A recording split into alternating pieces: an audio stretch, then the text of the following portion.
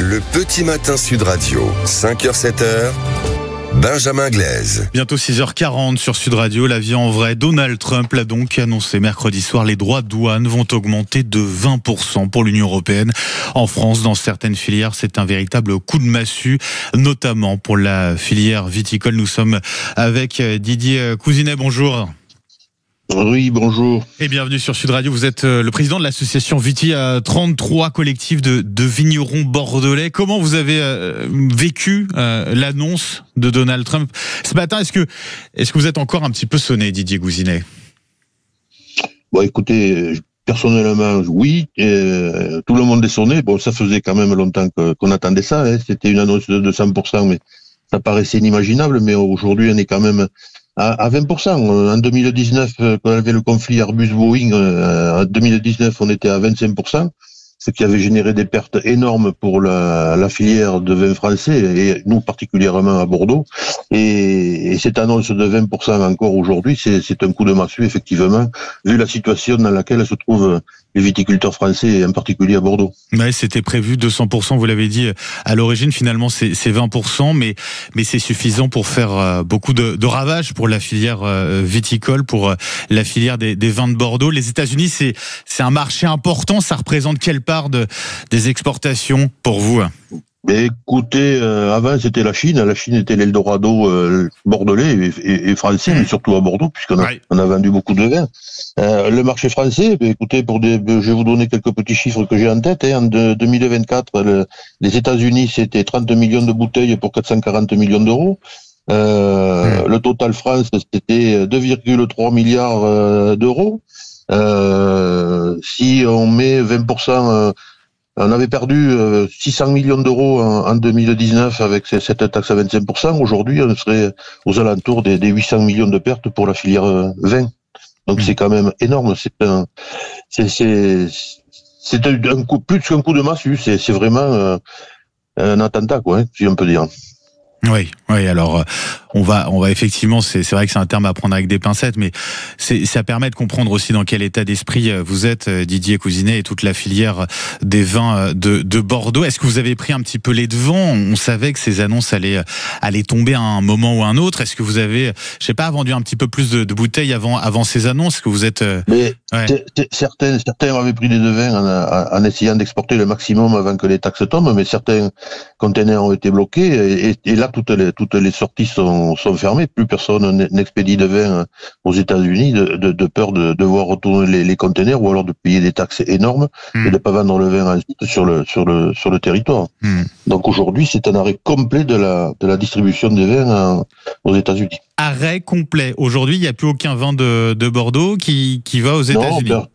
Mais non, personne ne prend le risque d'envoyer du vin avec l'épée de Damoclès qui en a au-dessus de la tête, avec ses taxes à 20%. Donc on est dans une impasse, comme je vous disais tout à l'heure. Il y a une déconsommation de vin. Bon, on va pas revenir tout là-dessus. Et avec la guerre en Ukraine, la Covid, la déconsommation, le changement de consommation de la population. Aujourd'hui, on ne sait plus à quel sens se vouer. On est au bout du tunnel, voilà. Je peux vous dire que les gens dans le vignoble sont complètement anéantis et ne savent plus quoi faire. Est-ce que vous attendez quelque chose pour la suite? En gros, Emmanuel Macron qui réunissait les filières impactées hier, est-ce que vous avez confiance en lui? Déjà, est-ce que vous savez ce qu'il a dit hier?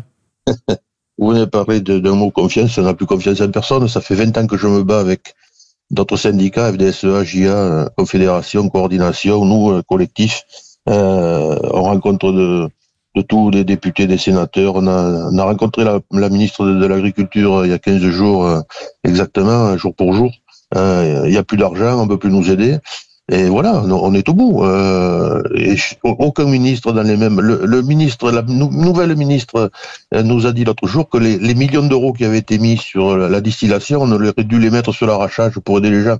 Donc vous voyez, on tourne en rond. On n'a aucune personne qui est sur le terrain, qui veut écouter ce que dit le professionnel. Chacun fait sa petite mesurette. Et aujourd'hui, écoutez, ce que je peux vous dire, c'est qu'on est à l'agonie. La viticulture française se meurt si elle n'est pas déjà morte. Voilà. Quel espoir? Est-ce qu'il y a encore un espoir? À vous entendre, non? Personnellement, non, moi j'ai plus d'espoir. Ça fait 2 ou 3 ans que je dis l'année charnière va être 2025-26, on y est, on est dans le dur. On est au bout, il y a plus de trésorerie, on a des jeunes qui abandonnent leur propriété, il y a des générations qui sont déchirées, des couples qui se défont à cause de cette crise.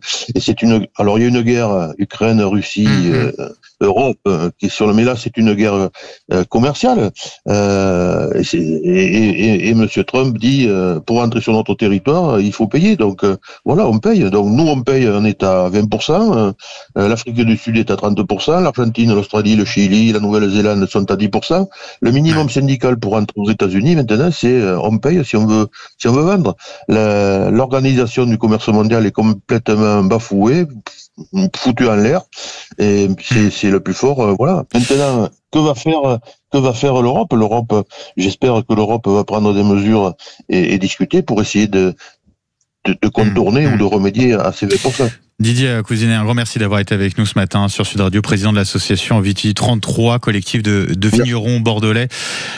Merci et puis bon courage à vous. Merci. Surtout, et puis à l'ensemble de la filière, notamment de la filière donc des vins de Bordeaux, particulièrement touchés par ces annonces de droits de douane de Donald Trump.